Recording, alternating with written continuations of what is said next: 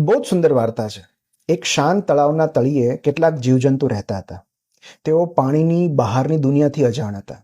એમાંના કેટલાક જંતુઓને બહારની દુનિયા જોવાની ઈચ્છા થઈ. તેઓ એક ફૂલની દાંડી પકડીને સપાટી પર ગયા, પણ ક્યારે પાછા ના ફર્યા. આવું વારંવાર થવા લાગ્યું. જે જંતુ પાણીની બહાર નીકળતું એ ક્યારે પાછું ન ફરતું. પાણીમાં રહેતા જંતુઓને ચિંતા થવા લાગી કે આપણા સાથીદાર ક્યાં ગયા હશે, કેમ પાછા નથી આવતા. એક જંતુએ એની તપાસ કરવાનું નક્કી કર્યું. તેણે કહ્યું કે હું પણ પાણીની બહાર જઈશ, ત્યાંની દુનિયા વિશે જાણકારી મેળવીશ અને હું વચન આપું છું કે તમને જાણકારી આપવા હું પાછી ફરીશ. એક દિવસ એ જંતુ પણ એક ફૂલની દાંડી પકડીને પાણીની સપાટી પર પહોંચી ગયું. જેવું એ પાણીની બહાર નીકળ્યું કે તરત જ તેનામાં પરિવર્તન આવવા લાગ્યું.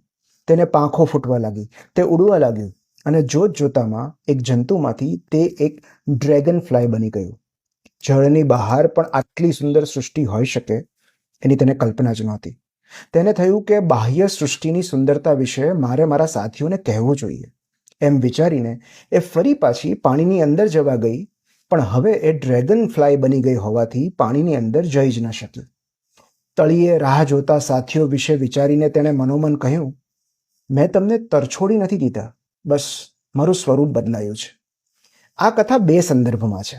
પહેલો સંદર્ભ છે સ્વર્ગસ્થ સ્વજનો માટે, કે તેઓ ક્યારે પાછા નથી ફરતા કારણ કે તેમનું સ્વરૂપ બદલાઈ ગયું હોય છે.